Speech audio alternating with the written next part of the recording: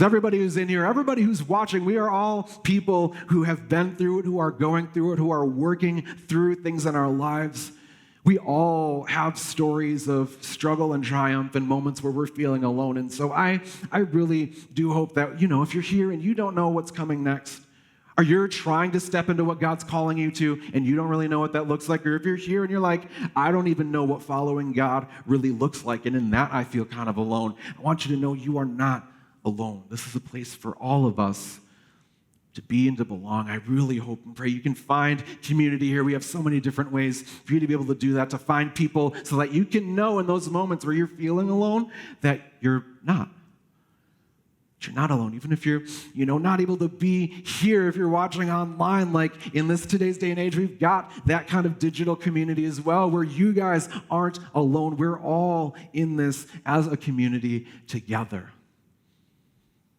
I hope that the more that you're here, the more and more and more that you're able to find those people and connect with those people and realize that you're not necessarily alone. But we want to recognize that this is a pretty common thing to feel. It's hard to see the big picture when we're right in the middle of it. It's hard for Elijah to feel that way, right? It's so easy when you're caught up in moments to forget and to be able to recall and remember, no, I'm not alone. I've got people around me who love me, who care about me. If Elijah had slowed down for a moment, maybe he would have remembered that Obadiah was with him. Maybe he would have remembered that these other prophets were out there with him, but he is right in the middle of it. He is trying to do good things, but he feels it.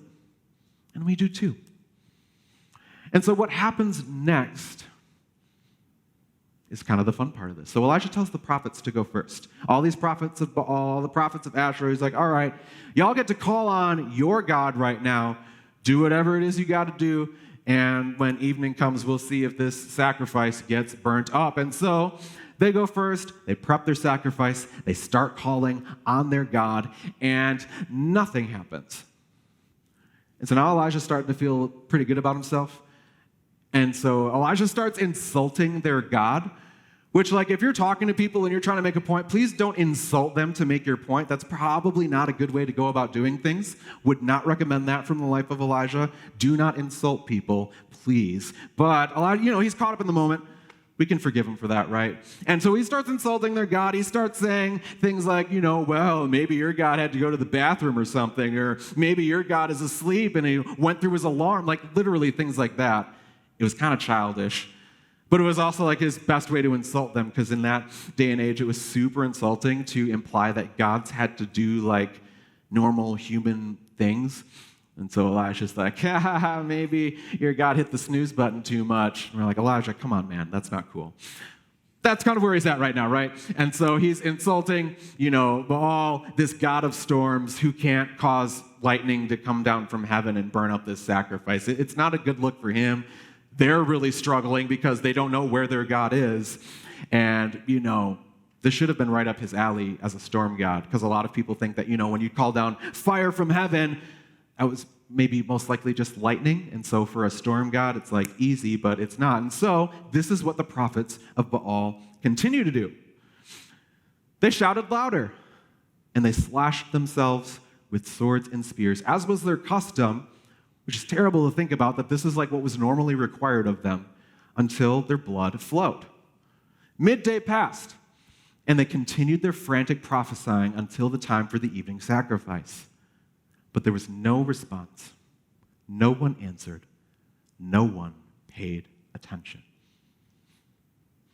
And so Elijah insults them and their God, and their response is to try more and to try even harder, but there's no response. Nobody answers. No one pays attention.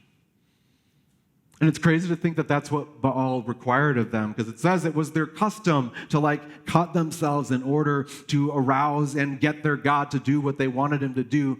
That's what he wanted, for them to exert themselves to a point of self-harm and physical anguish, to literally just give all of themselves for nothing, for no answer. And that's what happens when we choose to give ourselves to these other gods that we worship other than the God. This is what gets demanded of us too.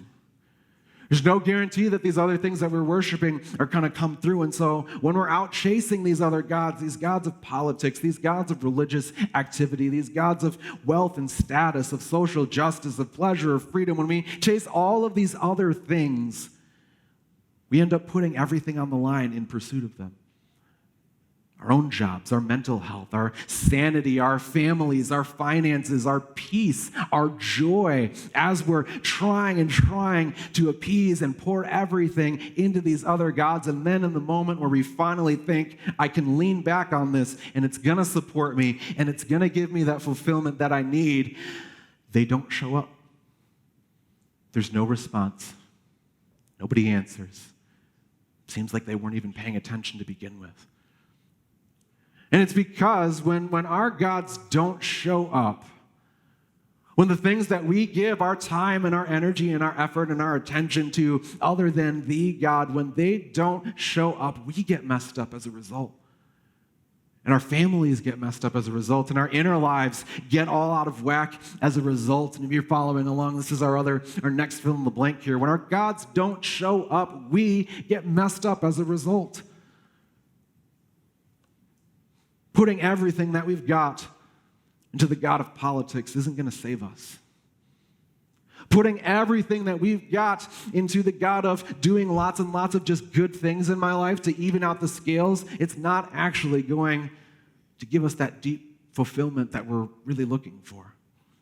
Putting everything that I've got into, I can do whatever I want and nobody can tell me otherwise as long as I'm okay and happy. I might be happy for a little bit, but ultimately, I'm not going to have joy. I'm not going to have long-lasting peace. We give and we give and we give to these things, and they don't give back. Nobody answers. Nobody's paying attention. Nobody listens.